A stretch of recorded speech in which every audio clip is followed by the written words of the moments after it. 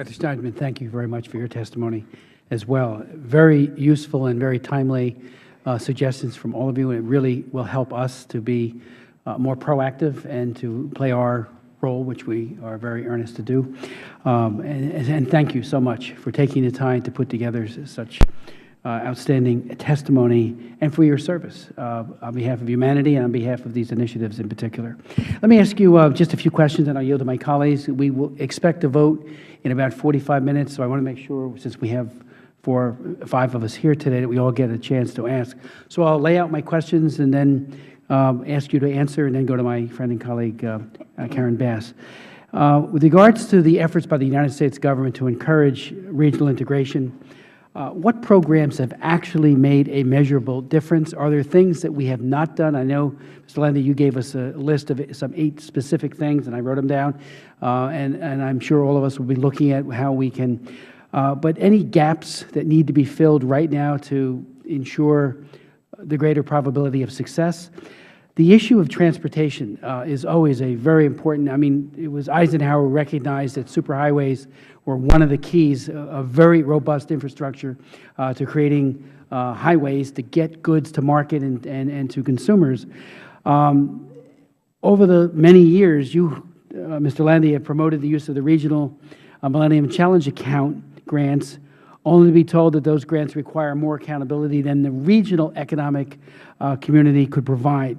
And I wonder if you're seeing any kind of benign flexibility on the part of the Millennium Challenge to try to make this work, so that, again, the sooner we get to the point where there's a very robust infrastructure, economic growth can proceed much more effectively.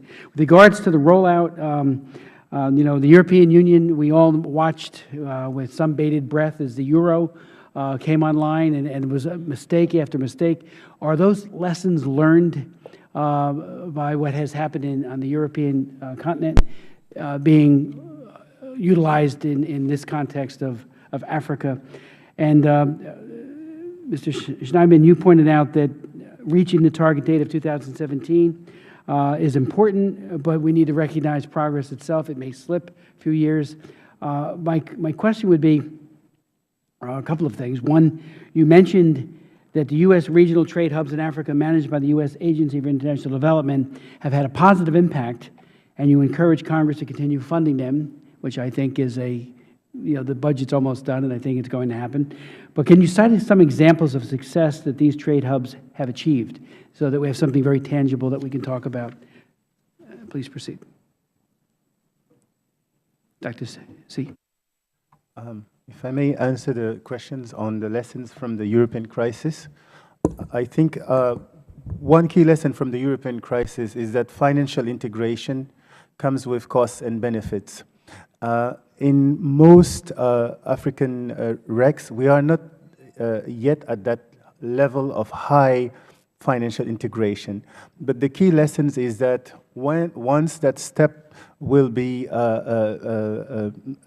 reached, to make sure that when financial flows from rich countries go to poor countries, that those flows go to productive investments, they increase productivity, and that also fiscal discipline is observed by the members.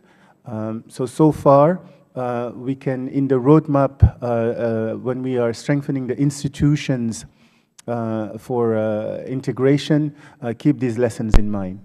Is there a concern, Dr. C, that like in the European Union, like in the case of the Germans and others who were providing a great deal of financial assistance to places like Greece, that Nigeria and South Africa might be less forthcoming in this whole integration process if they think they're going to bear a burden?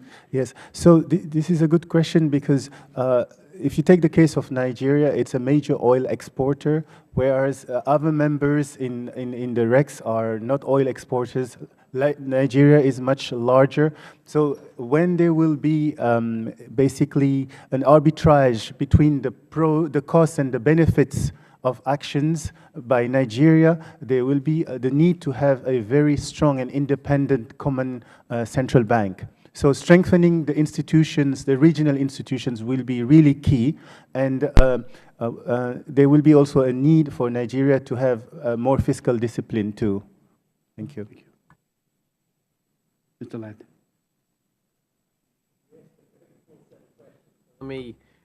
Thank you. Let me respond to a few of them and see if we can be helpful. Okay. First, as to what the U.S. government can do, and so on. One, it is very clear to me that there are two separate levels of regional integration. One is what you call the trade regime. We talk about a lot with tariffs. We made the point that they're moving along very nicely. However, there's never any credit given to Africa. It's always, to quote one of the best USTRs we ever had, Bob Strauss, years ago, and so on, when he said, you can either look at the glass half full or half empty. And these particular dates, the fact that they're set, should receive something, maybe a sense of Congress. I'm not sure what you would do, but at least they should be recognized they're moving along. The idea that every single rec is going to be ready for integration by 2017 won't take place. But what I was arguing was, if you focus on the trade policy recs, if you get ECOWAS, Central Africa, somehow involved, you have a shot at making the deadline, maybe some kind of a derogation for the Maghreb, and they're not the same close integration, so they're possible there. Trade involves four things. One, tariffs. Trade facilitation. Whitney is 100% correct, and let's focus on it. We now have World Bank money committed, available to promote trade facilitation. Africa is invited to sign those agreements. A quick aside, they have no role for regional economic communities, so they should have one, but that's sitting there. Number three is rules of origin is being addressed. And number four, very quickly, are non-tariff measures. They're impossible. You know, we even have non-tariff measures in the states. You try to bring some fruit into California, and I think Congressman Bass might remember that. You know, the Europeans, you try to bring some French wine into Italy or Italian wine into France. I mean, it looks like blood on the street. So non-tariff measures are slow. Do not judge regional integration. They have to be removed like teeth, one by one, with a lot of pain every time they disappear. Maybe you don't want to remove your teeth. But that's trade, I think, is on a good thing. Then the second thing is, how do you do the gaps? Don't judge African integration because they don't have a transportation link. They'll have that. Let's get the structure. Here again, MCC has a problem. Export-Import Bank has a problem because their basic rules call for assurance of capital support, that money will be paid back. None of our competitors have that when it comes to Africa. Africa will pay back. Africa pays 19%, a much higher rate, but they have more losses. So somebody has to begin going to Export-Import Bank. Somebody has to begin going to MCC and say, we need special purpose vehicles, because we're talking about regional things. You may have to take a little more risk in Africa. That's why your letter is so crucial, because you asked that question, the 8 committees. Maybe we have to get financial services in there, but if you could begin to address those problems, what are our competitors doing, what are we doing, we can make some progress along the way. Africans have said transportation, energy, capital markets, welcoming environment for investment, 2 or 3 other things. Yes, they have to be looked at, but let's keep those issues separate from the trade regimes that we are really working on to move forward and so on. Let me stop there because I can go on, but I think there's time and other people. Thank you. Thank you very much, Mr. Chairman. I would just want to focus on the MCA, the Millennium Challenge account, and to what extent is the U.S. intervention making a marked difference. 2 specific areas can be mentioned in the case of Ghana. One is we have the George Walker Bush Highway, one of the excellent road construction that the country has benefited. It has eased trade flows, it has eased traffic, and it's made livelihoods much better within the community. Then we can talk of storage out of the Millennium Challenge account compact. There was a silo that was built at the airport to store non-traditional exports like pineapple, pawpaw, and many others. And it's quite important. It made a lot of improvements in exports to Europe and other places. Lastly, good governance. I mean, the condition that there has to be good governance for countries to benefit from the compact actually serves as a peer pressure to other African countries to try to promote good governance within the country. So I think these are areas that we can talk of tremendous improvement. What we want to see would be long-term commitment to some of these projects that is not, the compacts are more integrated into long-term development plans of the regional communities so that we'll see much more development that will also link the various member states of the regional countries. Thank you very much.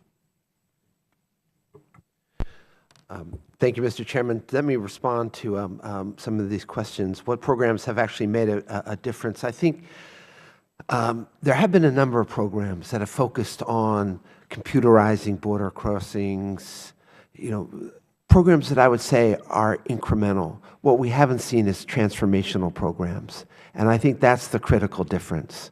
And I think, for instance, in my testimony, I referred to the one-stop border post.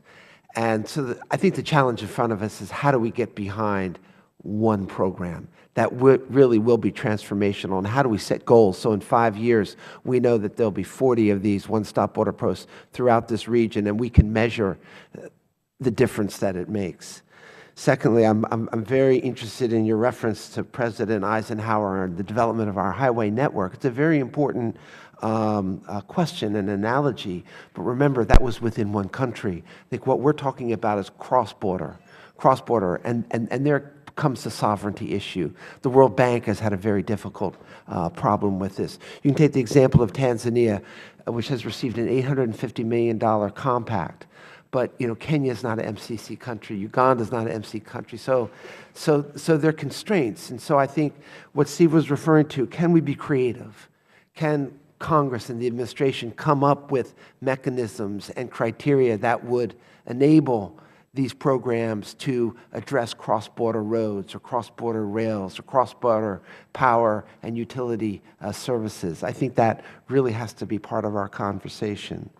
In terms of the lessons of the euro, I think the European experience is being overshadowed, frankly, by these economic partnership agreements, which the EU is trying to jam down the throat of many African governments. I don't think there's any other way to put it than that. And I think, Africa is really struggling to come to terms with that, and that's all they can see. And it's a really important issue for the U.S. as we go to think about the renewal of AGOA as well. And in terms of citing examples of the trade hubs, with my colleague Xenia Lewis at Brookings, we did a study in 2012 where we have data on the amount of trade that has been increased, and I'll make sure that you get a copy of that.